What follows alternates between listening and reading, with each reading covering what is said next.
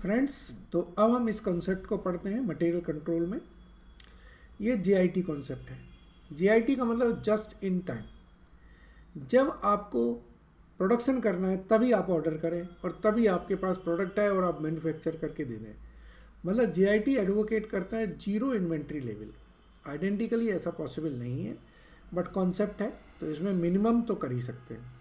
So JIT is a system of inventory management with an approach to have a zero inventory in store. According to this approach, material should only be purchased when it is actually required for production.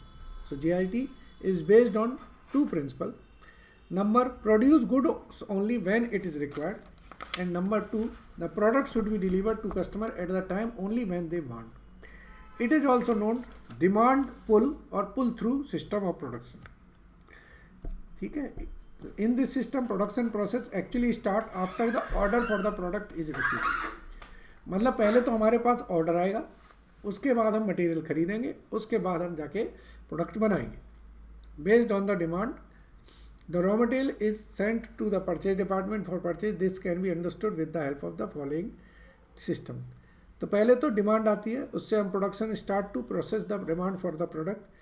Material requisition note दे दिया जाता है purchase order के लिए, purchase order place करता है, supplier material production को सीधा भेज देता है। तो यहाँ पर स्टोर का कोई दिक्कत ही नहीं है, सीधा प्रोडक्शन में आया फैक्ट्री में, वहाँ से प्रोड्यूस हुआ। फ्रेंड्स, नेक्स्ट कॉन्सेप्ट हमारा जो है वो है inventory control on the basis of these methods. एक एक करके हम इनको समझेंगे। ABC का मतलब है ABC एनालिसिस है। ABCC का मतलब है कि भाई आप जो इन्वेंट्रीज हैं उनको 3 कैटेगरीज में बांट देते हैं। क्या क्या कैटेगरीज हैं, उनकी कैसे वैल्यूएशन है, इनको भी समझ लें। ए कैटेगरी वो है, this consist the items only of small percentage in quantity and in maximum percentage in value. इनको हम ए कैटेगरी क्वांटिटी कहते हैं या बेस्ट प्रीशियस क्वांटिटी कहते हैं। बी कैटेगरी में कौन होगा? This category is relatively less important. It may be 20% of the value and 20% of the cost, total cost. And C category सबसे रद्दी क्वालिटी है, इसमें कोई ज़्यादा टाइम बर्बाद करने की ज़रूरत नहीं है। अब आपसे कहें कि भाई साहब आप चारा जो मतलब भूसा होता है, उसके लिए आपने बाकायदा एक स्टोर कीपर अपॉइंट कर रखा है, तो जितने का वो चारा होगा उससे ज़्यादा स्टोर कीपर की सैलरी होगी। तो सी कैटेगरी में आपका चारा आ जाता है, और बी और ए कैटेगरी में सोना और चांदी आ जाता है। मतलब सोने का कैटेगरी का है तो आप सोने के लिए तो भाई लॉकर में रखेंगे ना, चांदी ठीक है लॉकर में नहीं होगी, बस अलमारी में होगी। और लोहा आपके बाहर पड़ा रहेगा, ले जाओ जितना लोहा ले जाना है। सो ABC कैटेगरीज के बेसिस पर हम लोग इन्वेंट्री की वैल्यू वो करते हैं, क्लासिफिकेशन। चलिए हम लोग अगले क्वेश्चन में इसको समझते हैं। ये क्वेश्चन देखते हैं, पढ़िए। From the following details show a plan of ABC selective control. इन्होंने आइटम दे रखे हैं और आइटम के बेसिस पर इन्होंने उसकी क्वांटिटी प्राइस सब दे रखा है। चलिए इसको करते हैं हम लोग।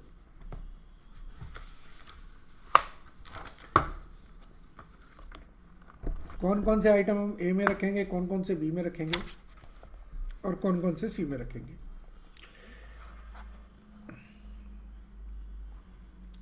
चलिए तो हम लिखेंगे statement of total cost and ranking. हम रैंकिंग करेंगे ना इनकी। चलिए यहां पे लिखेंगे हम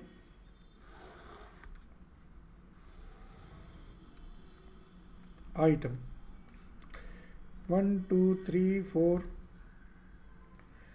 5 6 7 8 9 10 11 12।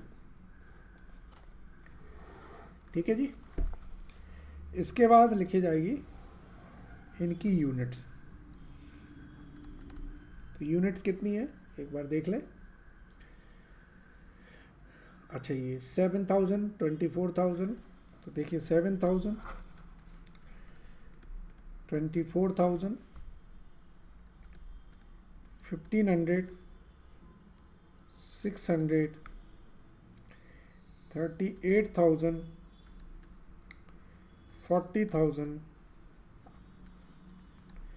60,000, 3,000, 300, 29,000,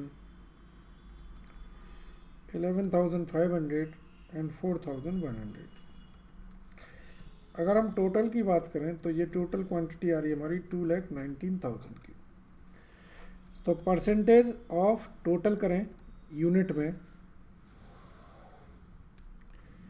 तो ये हमारी 3.196% है, ये 10.959% है, ये 0.685% है, ये 0.274% है, 1% भी नहीं है, ये 17.352%, ये 18.265%, ये 27.397%, ये 1.37%, ये 0.137%, ये 13.242%, ये 5.251%, एंड दिस इज 1.872%, और ये आपका 100% हो गया। तो हमने क्वांटिटीज ले ली। अब हम टोटल कॉस्ट ले लेते हैं। टोटल कॉस्ट क्या होगी? Unit into price. क्वेश्चन में दे रखी है प्राइस, तो मल्टीप्लाई कर लीजिए total cost. So total cost इसमें आ रही 35,000, 72,000, 15,000, 13,200, 57,000, 20,000, 12,000, 10,500, 2,400, 11,600, 81,650 एंड 25,420। ठीक है, तो अब निकाल लीजिए इसमें परसेंटेज ऑफ टोटल कॉस्ट। इसका जो टोटल है वो है 355,770, 3 लाख की वैल्यू हो गई। अब परसेंटेज में निकालेंगे तो ये देखेंगे 9.838%,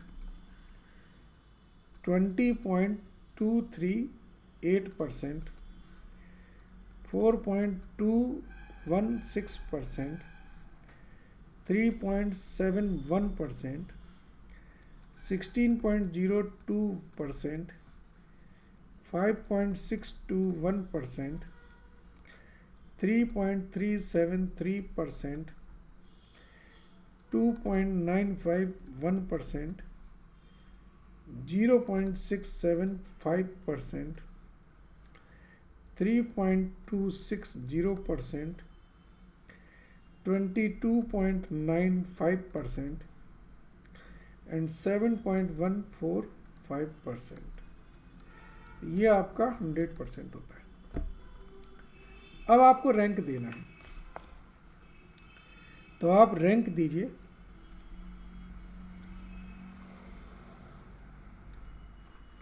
सबसे ज़्यादा कॉस्ट देखिए किसकी लगी हुई है, तो ये रैंक 1 आ गया, फिर ये रैंक 2,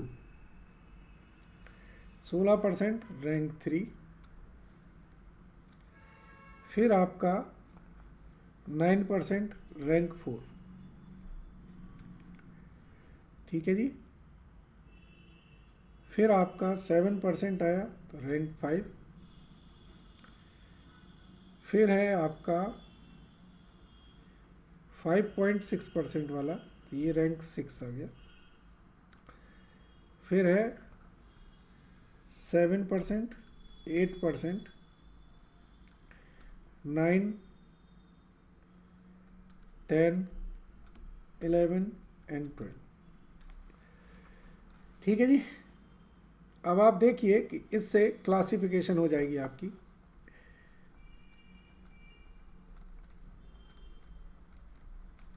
क्लासिफिकेशन में जो रैंक 1 है इनको आप ए दे सकते हैं, ये ए कैटेगरी के हैं, ठीक है जी। इसके बाद जिनकी रैंक 4, 5, 6 है इनको आप कैटेगरी दूसरी दे देते हैं, 4, 5, 6, 7। और बाकी की जो कैटेगरीज है उन्हें आप तीसरी कैटेगरी दे दीजिए, सी, सी, सी, सी, सी। तो अब आपने क्या देखा कि आपके ए कैटेगरीज में बी कैटेगरी और सी कैटेगरी, इसमें आपने रैंक 1, 2, 3 को रखा, इसमें रखा रैंक 4, 5, 6, 7 को, और इसमें रखा आपने 8, 9, 10, 11, 12 को। ये रैंक आपने रखी है। तो इनके अंदर जो प्रोडक्ट आ रहे हैं, रैंक 1 है हमारी 11वें नंबर आइटम की, दूसरा और 5वां ये आइटम आ गए। इसमें पहला, 12वां, 6वां और तीसरा आइटम आ गए, और इसमें आपका चौथा, 7वां, 10वां, 8वां और 9वां आइटम आ गए। ये हमारी रैंक है और ये आइटम है, ठीक है।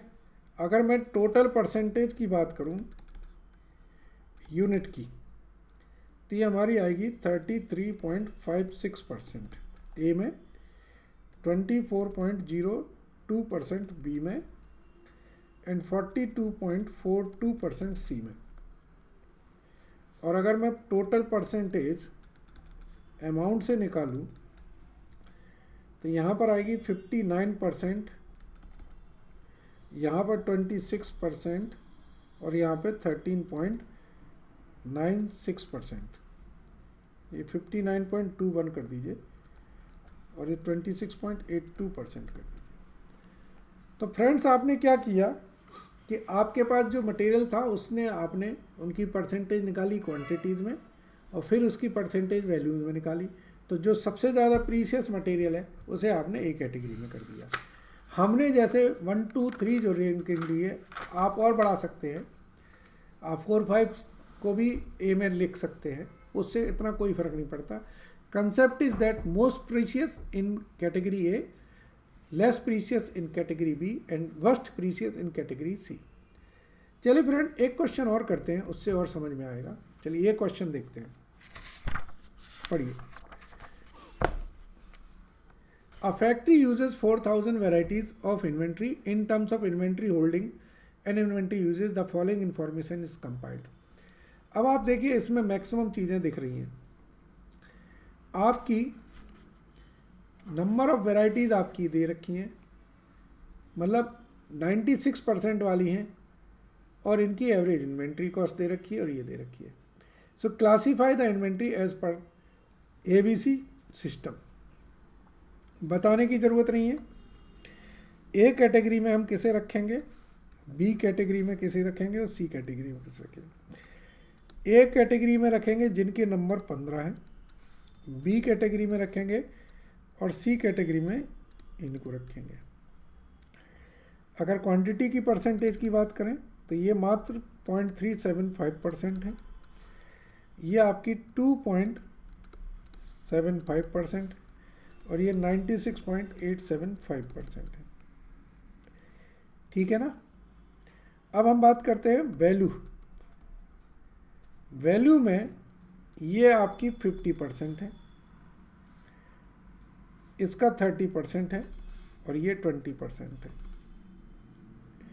मतलब 0.375% क्वांटिटी 50% की वैल्यू को मेंटेन करती है। अगर हम यूजेज की बात करें तो यूजेज में भी इसका 85% यूजेज है वैल्यू में, इन अमाउंट इसका 10% है और इसका 5% है, ठीक है। तो आप देखिए, ये आपकी 3 जो लेवल दी थी, उन्होंने उसी को क्लासीफाई करने के लिए बोला था, वो हमने कर दिया। 15 इसलिए किया क्योंकि एक तो क्वांटिटी सबसे कम है, 50% आपकी वैल्यू है जो उसमें है, और 85% कंजम्पशन हो रहा है हमारा, जो फाइनल प्रोडक्ट हो रहा है। ठीक है। सो फ्रेंड्स, ये ABC के कॉन्सेप्ट थे। चलिए अब हम अगले कॉन्सेप्ट को पढ़ते हैं।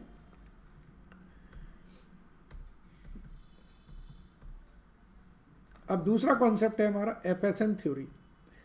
FSN में क्या है? Fast moving, slow moving and non moving. So इसको हम FNS बोलते हैं। Under this system inventories are control by their movement. ठीक है। So the classification into 3 categories depends on the nature and managerial discretion. Fast moving, this category of item are place nearer to store, यहाँ store के पास रखेंगे, issue point पर, and the stock is reviewed frequently. Slow moving, ये थोड़ा सा store से दूर रखेंगे क्योंकि ये कभी कभी ज़रूरत होती है, और इन्हें बहुत दूर रखेंगे। ठीक है। अब इसके बाद आता है VED, vital, essential and desirable. ये फ्रेंड्स इनकी थ्योरी हैं, जो थ्योरी आपको एग्जाम में काम आएंगी। एक शॉर्ट नोट पूछ लिया जाएगा VED पे दे दीजिए। अब VED जानते होते तब तो कर लोगे। So under this system of inventory analysis, inventory are classified on the basis of their criticality for the production function and final product. So vital item are classified as vital when its unavailability can interrupt the production process. अगर मान लो वो item नहीं मिला तो आपका production होगा ही नहीं और प्रोडक्शन लॉस हो जाएगी। So under this category are control by setting reorder level. दूसरा है essential. Item under this category are essential but not vital. The unavailability may cause substandardization and loss of efficiency, but not loss of production. And desirable are optional in nature. ये लगाना है लगा दो, नहीं लगाना है नहीं लगाओ। नेक्स्ट फ्रेंड कंसेप्ट आता है high cost, medium cost and low cost, HML theory. Under this item inventory is classified on the basis of cost. ABC में हम दोनों चीज़ें देखते हैं, कॉस्ट भी देखते हैं और क्वांटिटी भी देखते हैं, बट HML में सिर्फ कॉस्ट ही देखते हैं। हाई कॉस्ट को H में डालिए, मीडियम कॉस्ट को M में डालिए और लो कॉस्ट को L में डालिए। चलिए फ्रेंड्स, अब ये कॉन्सेप्ट आते हैं हमारे input output ratio. Input output ratio का मतलब आपकी वेस्टेज लॉस से रहता है कि अगर आपने 100 kg आपने इनपुट किया है तो आउटपुट कितना मिला है। और इन्वेंट्री टर्नओवर रेशियो में आपका देखता है कि आपका कितना फास्ट मूविंग है। तो ये आपने फाइनेंशियल मैनेजमेंट में भी पढ़ते हैं।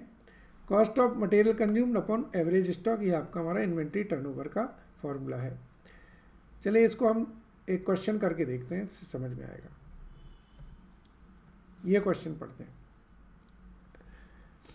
The following data are available in respect of material X for the year ended 31 March 2000। Opening दे रखा है, क्लोजिंग दे रखा है और परचेजेस दे रखी है। ठीक है जी। तो हम लिखाएंगे पहले तो मटेरियल कंज्यूम्ड क्या होगा, opening plus purchase minus closing. तो 90,000 प्लस 270 माइनस 1,10,000, ये हो गया हमारा 2,50,000। एवरेज स्टॉक कितना हुआ, opening plus closing divided by 2, 1,00,000 रुपये। सो इन्वेंट्री टर्नओवर रेशियो निकल आएगा। इन्वेंट्री टर्नओवर क्या होगा, मटेरियल कंज्यूम्ड अपॉन 1,00,000, 2.5 टाइम। इसका मतलब क्या है कि वो एक साल में 2.5 टाइम आपकी मटेरियल कंज्यूम होती है। ठीक है ना। तो इसका मतलब है आपकी कितने period, average number of days for which inventory is hold, कितने पीरियड के लिए रखी, 365 अपॉन ITR, 365 अपॉन 2.5 यानी कि 146 डेज। आपकी 146 दिन ये इन्वेंट्री आपके यहाँ पड़ी रहती है। ठीक है जी। चलिए फ्रेंड्स, अगले कंसेप्ट को पढ़ते हैं हम लोग।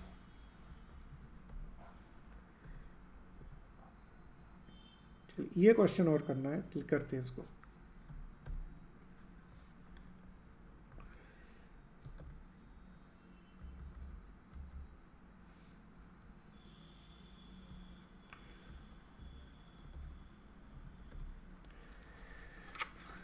ओके, पढ़िए क्या लिखा है। From the following data calculate the ITR of the two materials. Simple formula है, जो हमने अभी किया है उसी को करना है। सो ये प्रोडक्ट आपका ये है और ये आपका मटेरियल बी है। तो आप लिखेंगे opening plus purchase minus closing, तो ये आपका निकल आएगा रॉ मटेरियल कंज्यूम्ड। फिर लिखेंगे आप एवरेज स्टॉक, क्या होगा opening plus closing divided by 2। फिर लिखेंगे आप इन्वेंट्री टर्नओवर, तो होगा raw material consumed upon average stock. चलिए डाटा प्लेस करते हैं। 10,000 9,000, ये हमारा 10,000 है, ये 9,000 है, ये 52 है, ये 27 है, ये 6 है, ये 11 है, ये 56 हो गया और ये 25 हो गया। ये आ जाएगा 8,000 और ये 10,000, तो ये 7 और ये 2.5। तो एवरेज नंबर ऑफ डेज देखें कितने दिन रहती है हमारी।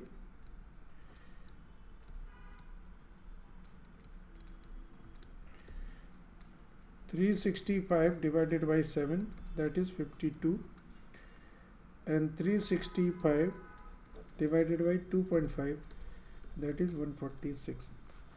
ये 52 डेज रहती है उसकी और ये हमारी 146 दिन रहती है इन्वेंट्रीज हमारे स्टॉक में। ठीक है, चलिए फ्रेंड्स, अब हमारा आता है अगला कॉन्सेप्ट, इसको भी पढ़ते हैं। ये फिजिकल कंट्रोल से रिलेटेड है। ठीक है, तो पढ़ते हैं। आई होप अभी तक सारे कॉन्सेप्ट क्लियर हैं। चलिए इसे पढ़ते हैं। Two bin system. Under this system each bin is divided into two part. One smaller part should stock the quantity equal to the minimum stock level और even the reorder level and the other to keep the remaining quantity.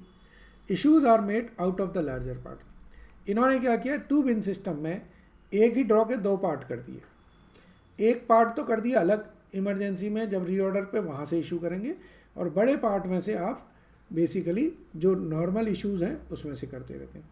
तो जैसे ही आपका बड़े part का material ख़त्म हुआ, आपने फिर क्या किया, ऑर्डर प्लेस कर दिया। दूसरा क्या है, establishment of system of budget. To control investment in inventory it is necessary to know in advance about the inventory requirement during a specific period. तो आपकी पहले से अगर आपने एस्टिमेशन कर रखा है बजट का, तो आप बड़े इजीली इसको मैनेज कर सकते हैं। तीसरा कॉन्सेप्ट है परपीचुअल inventory record and continuous stock verification. So परपीचुअल inventory represent a system of record maintain by the store department. It is in fact comprise the win card and store laser. The success of परपीचुअल inventory depends upon the following: the store laser showing the quantity amount each time, stock control cards or win cards reconciling the quantity balance between A and B, checking the physical balance of a number of item every day, explaining promptly the cause of discrepancies, क्या कारण है पता होना चाहिए, making corrective entries and removing the causes of discrepancies। ये आप हमारे परपीचुअल का मतलब है ऑनगोइंग आप इसको करते जाते हैं। ठीक है, चलिए फ्रेंड्स, नेक्स्ट लेक्चर में हम लोग फिर इसके मटेरियल इशू प्रोसीजर को समझेंगे। Thank you very much.